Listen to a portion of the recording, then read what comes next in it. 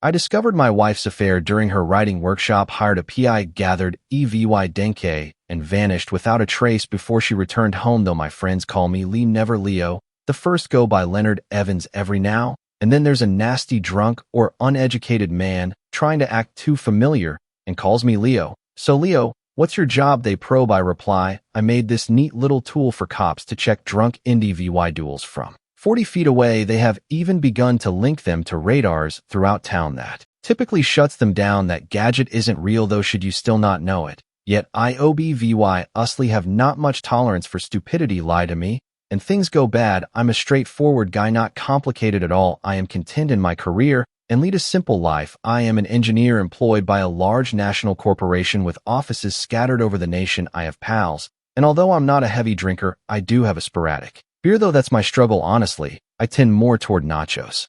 I try to keep myself in reasonable form for my age, since if I let it spiral out of hand, I will gain weight every chance I had. I used to go sailing, now VYing a wife and 2 small girls takes up a lot of time. I sold the yacht at last. That was only one of the concessions I have voluntarily given over the years in order to spend quality time with the indie VY duels, truly important to me for 25 years. Alice and I have been contentedly married. Her level of education is high school teacher right now. Our 2 girls are at college while her younger sister Olive is in Boston University. Carol is a student at Brown University in Rhode Island. I most certainly couldn't afford those pricey universities, but fortunately the girls are committed students with outstanding scholarships. Our house is in North Carolina, more precisely the Research Triangle. It revolves on some outstanding Raleigh institutions and is flanked by first-rate high-tech businesses. One may live and work here quite nicely, though it would just make me hungry. I could tell you about Carolina barbecue. When the daughters chose institutions up north, I was a little let down,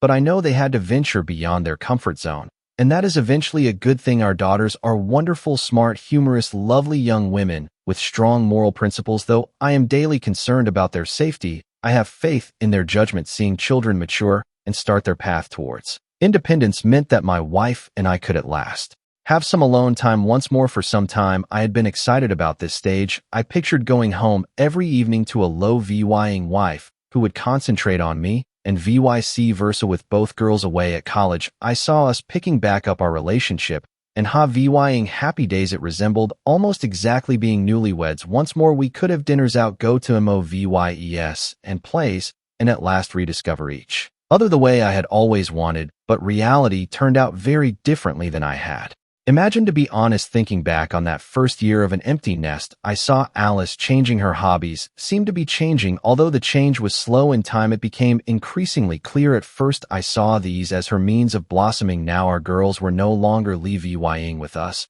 But finally, I came to see that her priorities and values were undergoing a major change. English teacher Alice specializes in creative writing. She is, fairly speaking, a frustrated writer as well. She never really had the opportunity to write as she desired, being a teacher and young mother. Alice writes during the summer and whenever she could spare an hour or two, but so far not much has come out of it. She liked to compile rejection letters after sending her essays and short tales to literary publications. Her ideal, magnificent masterwork was never realized, though as a writer, she has never ventured beyond predictable and perhaps too theatrical tales. I will admit I enjoy reading her. She has a romanticized EW of what a writer should be, and covertly, I believe she is more drawn to the concept than the actual work. Still, I'm happy too. If she is happy. Alice has belonged to several writing clubs, most of our marriage aiming to help each other's writing. These are meetings of people who come together to offer comments, ideas, and conversations about their work. While some of these organizations seem to be more like clubs of mutual adoration, others seem really useful to me. Her last group, the one she belonged to when everything broke down, contained components of both. They alternated VY citing each other's houses, and during their encounters here, I would try to give them privacy. I tried once, but stopped since Alice and a few others objected. There are about 10 people in Alice's present writing group, men as well as women. While some of them I could live without, others I enjoy. When you meet them, half of them really are relatively average, and the other half really stand out. For example, the lady Wendy is rather passionate in creating biographies and history. She still manages to captivate readers despite doing scholarly-oriented book writing and serious research. I have loved reading all of her works. Daisy likes to write fantasy. She tends more toward the talking unicorn type than I would have her as the next JK. rolling she's nice, and her writing seems to be mostly for her own enjoyment. Who can dispute that Greg takes on the group's know-it-all function apart from that he appears all good a bit of? That goes a long way. Then Luke comes in. The first time I saw him, I felt scared. Ever since those alarms have kept ringing in my head. It was very evident when I met Luke that I was being introduced to him rather than the other way round examining me. He asked, "So Lee, what's your profession?" I looked at my wife. She shook her head and somewhat frowned. I said simply, "I'm an engineer." Luke gave no smile, more of a smirk in reply, though not precisely. Out of earshot, I said I had given up trying to interact with their group and preferred to keep rather hidden and quiet until they forget. I usually find myself in the next room silently working or on the rear porch with a window open, so I could hear their talk. Luke seems to share private jokes and a connection that makes me uneasy when he talks to Alice early on. I found he occasionally makes her ego stronger, and other times seems as though he understands her inner thoughts in a way I value less. He mentions past talks that seem to be only between them, and I get the sense that the rest of the group doesn't recall those times, although it's only a feeling. I have informed her I find it unpleasant. She dismisses my worries, and I know not to press the topic. She knows my feelings. The rest is up to her. During its sessions, the group performs a set ritual. Their work session ends with some wine and relaxation. It was during this period that I came to see some of them were just acting. It took place in the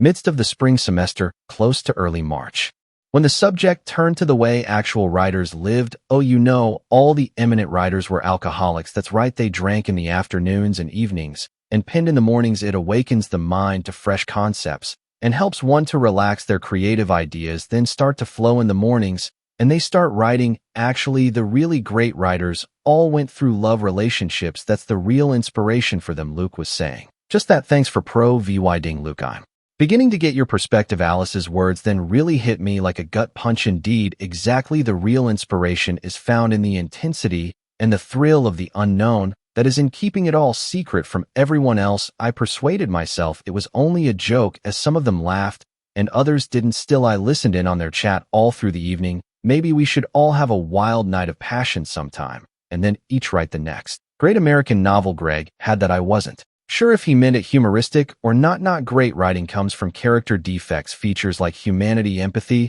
and facing the riddles of the unknown really help to create great stories. I said before that Daisy appealed to me. Memorable tales are about conquering obstacles, aiming for excellence in spite of all the odds, and Leah vying the planet in a better condition than it was in before. Well, perhaps if you conjure the right enchantment, we can avoid all the hassle again. That was that.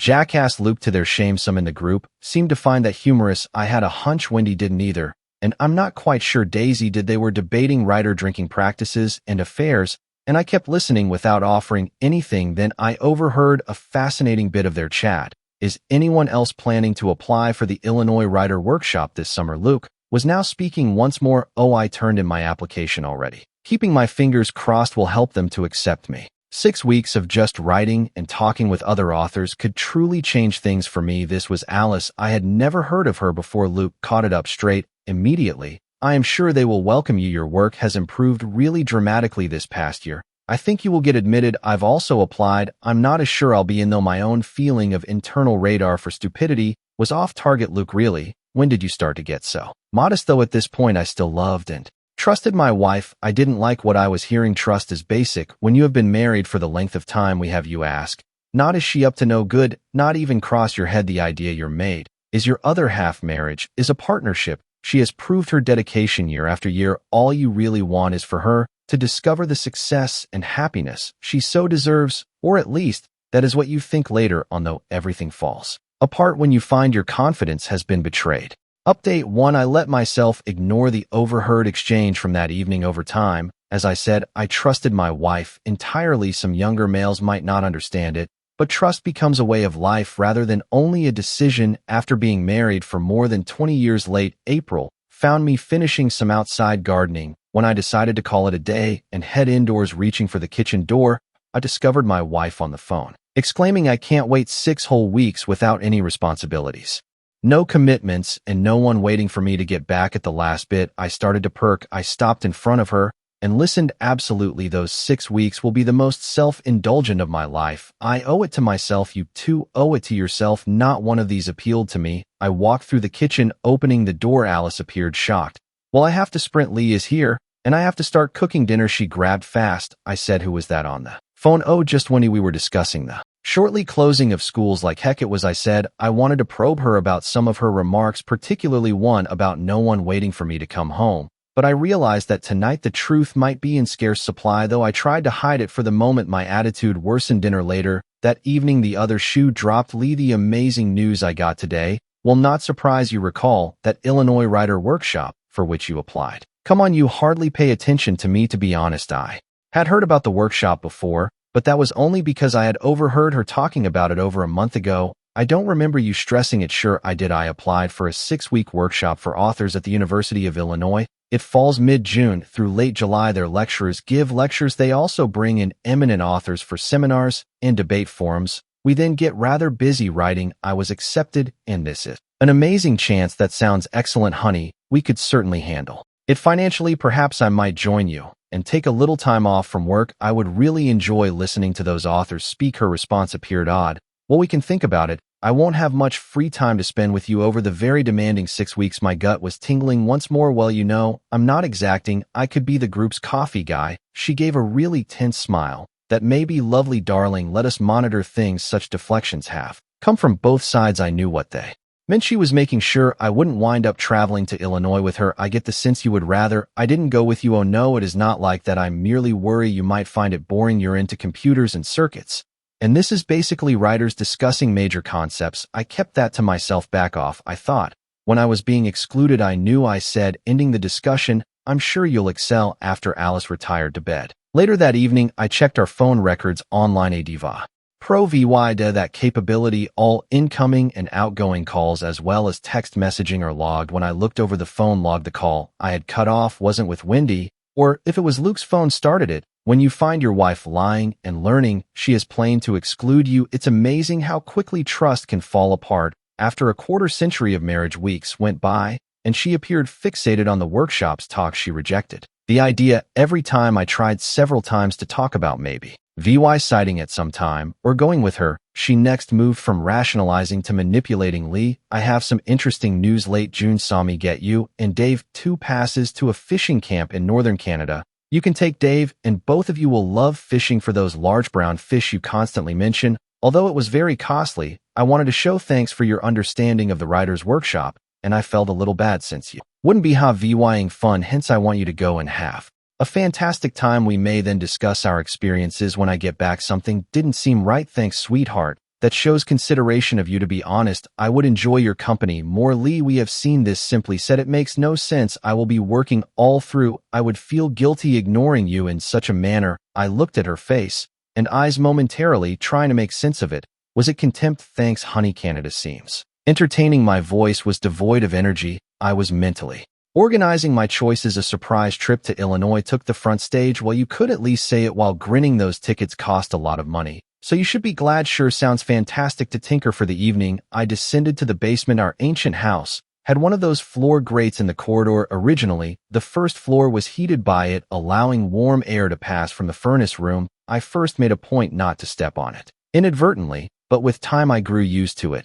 Forgot about its existence. There is also the phone in the hall. I was quietly working in the basement thinking about what to do when I heard Alice on a call. Yes, I handed him the passes. He remains unsure. I keep telling him he won't love it. I'm not sure exactly. No, I cannot merely advise him against showing up. I want it to, but I also want to stay married later on. I simply need him to allow me some time to enjoy myself. Over a few weeks I have earned it. I do want those weeks with you as well. All fine, let us wait a while. I believe he will show up. All right, darling, I miss you too. For me tonight, write something outstanding. She cut off the call with that. I got a lump in my throat. I'm not naive. I hear cheating, and no, it's not good. Alice either was thinking about or in an affair, anything less, and she would still have a lot of work to do explaining. It took me 20 minutes to collect my ideas, but I decided that for now I had to start acting like the kind of liar I've always hated. At least for the moment, I had to hide my goals until I had a strategy. In a very low vying voice, I said, Alice, I'm heading over to see Dave and given the good news as I phoned upstairs. Oh, that's fantastic, darling, enjoy, she said, and I was out the basement door. Exactly like that, I required distance. Seeing Dave was only a pretext. Thinking about it, I knew I needed someone to confide in, and Dave had been my closest buddy from early life. You're kidding me, Dave responded, not dodging around the issue.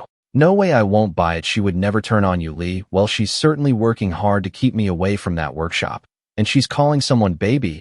And it's definitely not me. We merely sat there silent. Most men want from a friend simply sitting with them and sharing the suffering. You have to talk to her about this. Lee, assuming the worst without knowledge of the truth will not help you through the next few months. And what is she likely to say when I review the phone records tonight? How much would you want to wager that Luke was not the one she spoke with? Luke she called baby, and Luke she's plotting with wasn't Luke. I am not laying that bet. What then is your intended course of action? I'm going to grab a seat and have a frank conversation. After 25 years of marriage, that's what you do. I'll tell her I love her, let her know I'm offended. She doesn't want me to travel with her, and I'll ask her straightforwardly what she's up to. That she doesn't want me there. Do you suppose she would tell you the truth? No, but I'll tell her the truth. Even if some of it isn't what she wants to hear, she'll know how much I love her. She will understand that cheating on me will destroy our relationship. She will then most likely try to persuade me that I should simply go fishing. Since I am seeing things, I stop just for a moment. By the way, one ticket is for you. I have two for a fishing camp in northern Canada in late June. Nice, Dave said, catching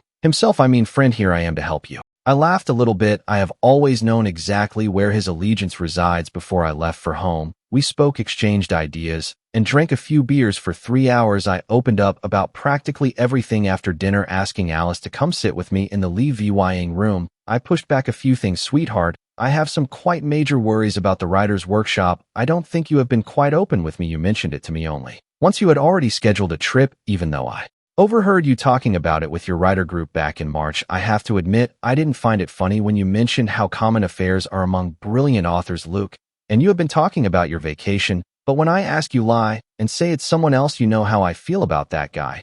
Then when you told me you were accepted, you seemed deliberately aloof and discouraged me from participating. Though I am not here, I wanted to partake in this fascinating trip with you. Rather than thinking about it, you set plans for me to be somewhere else without even talking to me, just committing on my behalf. You seem to be attempting to make sure I won't be around when you're in Illinois. You haven't been quite honest with me, hence I'm beginning to wonder if you have been entirely loyal. Lee, I would never be dishonest with you, and I have never treated you that way. What has drawn you in being your husband? All I want is for you to have fun. That you could believe something like that about me truly hurts. I have no control over my emotions or what sets the off. You know I love you. Since our first meeting, I have loved you. Nevertheless, I cannot just ignore the concept of treachery. Are you hoping for that, Alice? Is this writer's workshop your haven? From our marriage update to our dialogue came to an end with that not more low-vying or sympathetic conversation. She started screaming and spent the remainder of the evening either shouting or silently,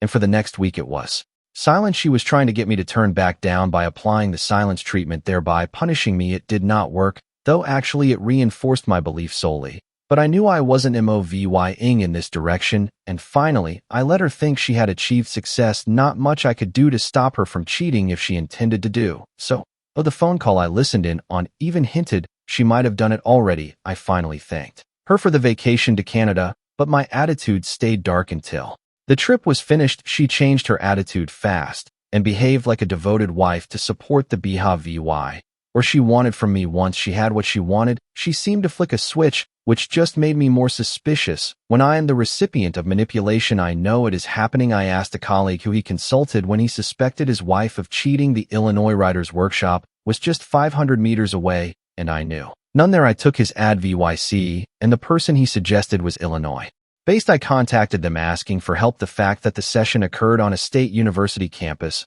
made its location favorable. Although they couldn't take part in the program, the PI's agents could roam the camp and monitor the rooms as needed. The participants would eat in the university cafeterias, go to nearby clubs, and share a big dorm with other students. This gave room for covert monitoring with modern tools. Some of these kids would actually be working for me. Our daughters decided to stay in their colleges for the summer to work in research labs under their professors. As the school year was drawing to a conclusion, we were still empty nesters. Then I deliberately tried to invite her to dinners made at home and show her around. She appeared to be enjoying everything, hence I began to think I was improvising. But every time I told her I loved her, I felt her dismissive I know attitude. The fragments of the puzzle came together gradually. She had merely taken me for granted, not stopped low-vying me. I knew her safety net was consistent and familiar. She knew she could go away, find thrills, break off our marriage, and I would be waiting when she got back. This insight brought my ideas into line. I knew I couldn't leave things unanswered. The day she left her shuttle for the airport came. As we stood close to the door, I begged and said, please don't do anything that could ruin us. Tightly gripping her, she flashed me an annoyed glance in answer and retorted, I'm tired of you not trusting me. We will have a major discussion about this when I get back. She snatched her luggage, kissed me quickly on the cheek, and hurried for the shuttle. She left without ever looking back at me. I sensed then that my marriage was about to end. After 25 years and our 2 grown kids, it seemed our relationship was going away. With little notice, the private investigator did his work really well. He said they were in an unfamiliar area, so they didn't bother covering their acts. Alice has to have taken off her wedding bands on the plane since they vanished off her finger when she arrived at the studio. She claimed freely to be newly divorced, and Luke and my wife started to be inseparable right away. They were together all the time, kissing, holding hands, and behaving as passionate high school students would have. My PI cleverly set a tiny video camera in their dorm hallway. Alice and Luke only used one of their designated rooms, although each had one, sometimes her chamber, sometimes his, but always they stayed late together. Although I knew what was happening in those shared dorm rooms, my PI and his crew went to considerable measures to verify my suspicions. Luke and my wife left early one evening before it was dark. 2 agents looking like normal college students sat against the corridor wall and surreptitiously slipped a tiny fisheye camera under the door. Luke was seen in action for 20 minutes using this gadget. The video quality was shockingly clear, and he clearly hadn't used protection when he finished. That for me was the last straw. I was clearly done with this marriage. Anything else the team found served only as more proof to support my position. Regular updates from my private investigator kept me informed, but after that first week her future was obvious and my decision was taken. Beginning the early days of her workshop, I spent time implementing my plan. I wanted to be Rutuli in Cybele. Almost ghostly, I would have vanished, and there would be no turning back, no falsehoods, no ultimatums, no protracted negotiations, explanations, justifications, or attempts at reconciliation. When she got back, the sole outcome would be divorce. My marriage was about to fall apart, though it does not fade fast. What is love without trust? An unfaithful wife cannot define a future. Some could contend that my answer was weak. They could add VYC.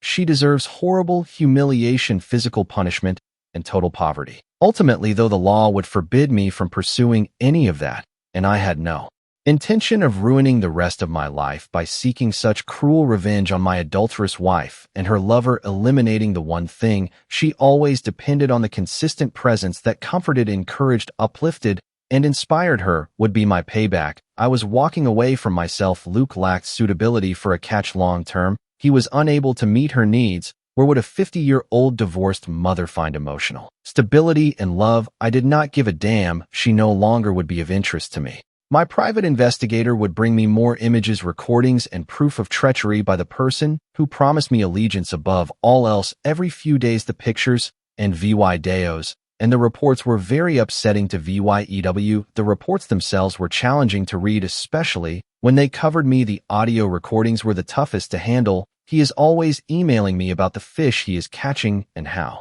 incredible it is up there nearly every day. He thanks me. She laughs. Luke joined in the laughing. Heck, clueless, you escape from his irritation by keeping him in the dark and treating him like a mushroom. He could as well have fun right now. I'll face that geek about his charges when I get back. How dare he continually charge me of cheating? But you are momentarily straying from our marriage. Correct. Beautiful. Alternatively, is another woman sleeping next night on my bed. She laughed at that. Really? Well, I won't put up with that even if he may be onto something. Damn it, I'm a writer. His circuits and computer lingo are holding me back with their millimeters and micro thingamajigs about huge ideas. What does he know? Update 3. As long as my existence stayed linked to hers, none of the several ways I considered for retribution would really satisfy me. One decision remained, and I started the process of separating from her. I explained everything honestly to my super VY. Sor, ha, VYing gone through something like this personally not so long ago. He could appreciate it. He set up a transfer for me to show up at Portland, Maine, our corporate office. I thought the concept was interesting. I knew the folks there were professional, competent,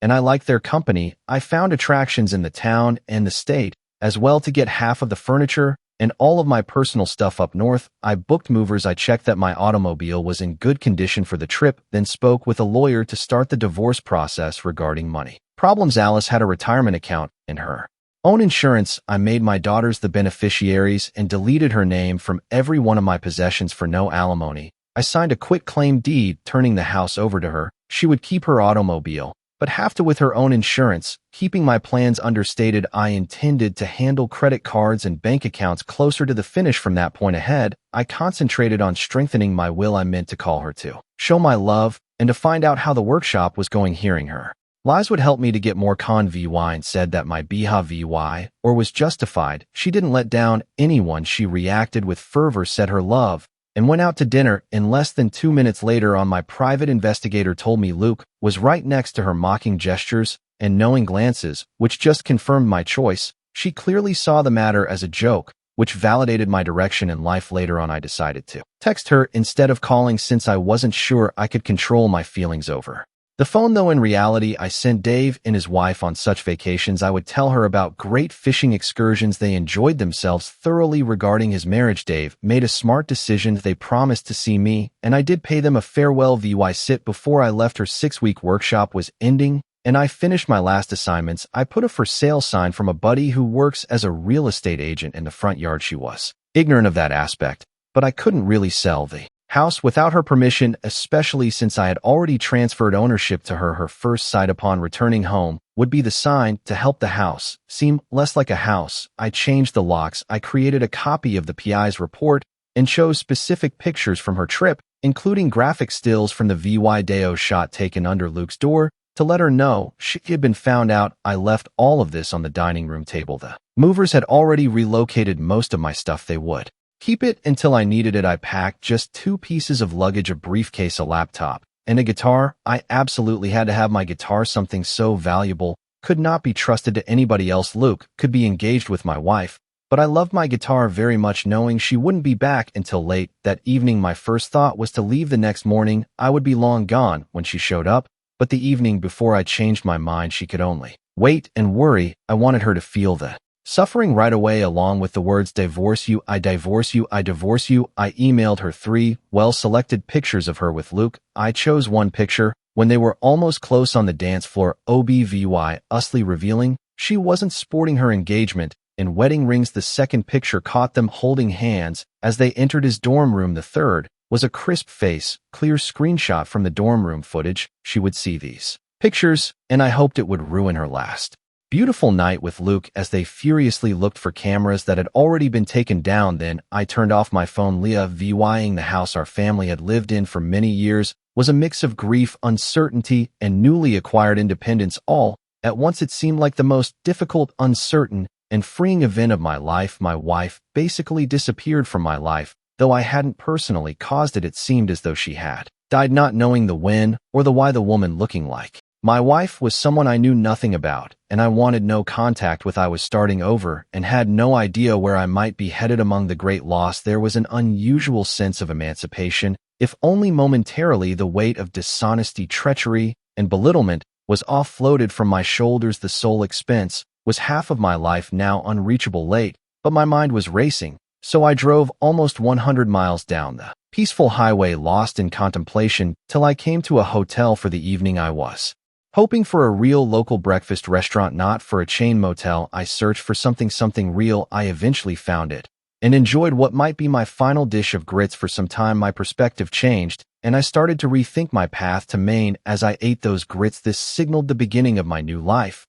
and I had a long journey ahead. I had a 2-week window before employment began, so even if I could speed up my trip to Maine, fleeing my troubles, why accelerate? I needed time to gather my ideas, process her treachery, and let the past go. I decided to go gradually, enjoying the landscape on my northward drive and interacting with every state and its people. As I passed through, my old life would give way to my new one this week, to be ready for a fresh start and clear myself of the ugly and blunders of my past. I meant to nurture my senses, including my taste buds, wandering about Williamsburg among the summer throngs. The rest of the day was lost. I investigated the abilities of talented craftsmen and artists. I found somewhere to stay, even though I had no reservation. My thoughts returned to my failing marriage only after a small dinner and settling in for the evening. She was probably going home about that time, seeing the for sale sign on the front yard, and knowing her keys wouldn't open the door. I wondered how she would respond. I traveled north along the winding roads toward Annapolis, Maryland's capital the following day. Along Virginia's ancestral rivers, the York,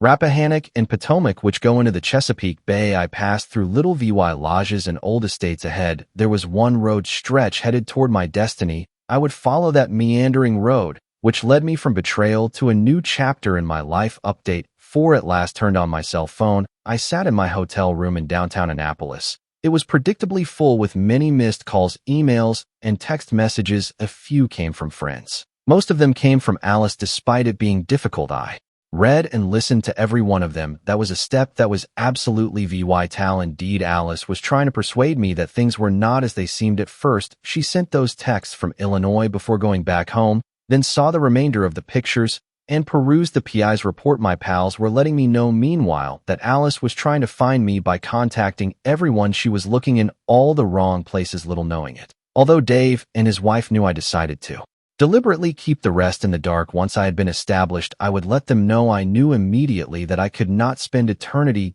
Ghostly 2 calls from my girls started to worry me. Alice had gotten in touch with them, trying to track me, as I wanted to do it in person. I had deliberately not notified them about my choice to leave their mother. I gently explained the matter to my daughters, though, since I cannot let them worry their mother could do such a thing, which infuriated them, made it difficult for them to believe. For this reason, I emailed them the identical images I had shown Alice the evening I left home, together with the PI's report. They promised then not to tell their mother about my active VY ties. One more missed call. My attorney told me Alice had been formally served with divorce papers. She knew now that I intended business. Luke's wife had also got a whole set of pictures, films, and audio recordings from his 6th program for Luke. That was a karma dosage driving over northern Maryland. On the 3rd day of my trip, I eventually arrived at New Jersey. Well, not exactly with much enthusiasm. I entered New Jersey, but stopped just before I arrived in Connecticut. Once in Connecticut, I spent several hours investigating some coastal historic towns, though I had no particular objective. The architecture was so different from what I was accustomed to in North Carolina that I felt a strong sensation of being in a new place, both physically and emotionally, and avoided telling the authorities. But I spent an hour in Grot and looking for as many submarines as I could. Those black fish are quite stealth. Looking along the coast, I was reminded that those nuclear submarines cut a hole in the hull to refuel the reactor and subsequently weld the hull back together. Was that another way to describe my circumstances? Could the first step in rejuvenating my life be Karen's treachery, which ripped a hole in my heart? Once I started down a new path, could I heal myself? The next day when I got up, I knew it would be the toughest day thus far. Following a filling breakfast of eggs, bacon, bread, and a robust cup of black coffee, I prepared myself for a challenging chat with my eldest daughter, Carol, at Brown. The drive there took little time, and I was at her dorm about late morning. We agreed to postpone our talk a little, so she could act happy for an hour or two. She showed me around the university, then brought me to the cafeteria where she met her friends. These were exactly the kind of young men and women I had hoped she would surround herself with. Friendly, attentive, and apparently supportive. I pulled Carol's roommate aside on our way out and told her Carol had a difficult day. She was supposed to watch my daughter. Of sure, Mr. Evans, she said. She shared it with us last night. Here among us are all her supporters. Yes, my daughter had made sensible friend choices. Carol and I stayed in her dorm room, talking for hours. I showed her pictures and played audio recordings I never would have imagined to expose to one of my kids. Her feelings swung from grief to rage. Mom would do that is beyond unbelievable. Is she the same person who raised us at all? She has become what kind of nasty person? Though I could relate to her at that moment, I had to step in. Carol is your mother, whatever she does, and keep in mind that I not you. She has betrayed. Sorry, Dad, but she broke my soul. Family, I am definitely affected by this. I couldn't contradict that. We kept talking all afternoon, and I showed her my ideas. I urged her to get her friends together, and we had dinner at the greatest restaurant in town, or at least the one within my means. Everyone seems to have delighted in a departure from the standard dining hall cuisine. I related tales of my own college eating experiences,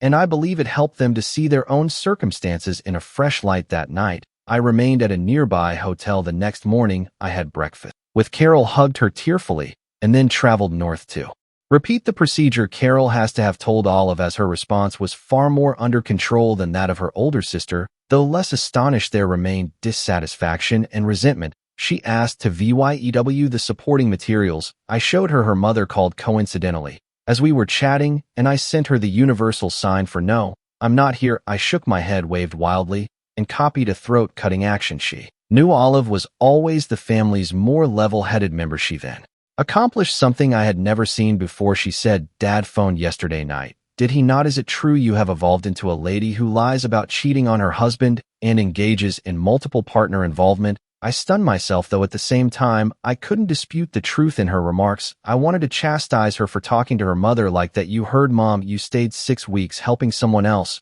while Dad was alone at home. Mom, was it worth going without your spouse? Really? My daughter uses words rather brilliantly. Note to self, stay off her negative side. Not much more ground to cover. Olive told me that although her mother was primarily in tears and trying to prove apologies, my daughter was not buying any of it. Not far from the university, I later brought Olive and her companions to a Thai restaurant named the Elephant Walk. Like her sister, Olive had selected her friends deliberately, and dinner was a nice gathering. One of her friends stated, Mr. Evans, Olive told us about what you're going through on our way back to campus last night. She was rather agitated. We helped her. Perhaps you could come back here, and we will treat you to the cafeteria. That made the group giggle. I mean, really, maybe we can find a better place than that. This set off more chuckles, and we laughed all the way back to her dorm. After finding a place to rest for the evening, I had breakfast with my daughter in the morning, and on the 7th day of my trip, I kept on going.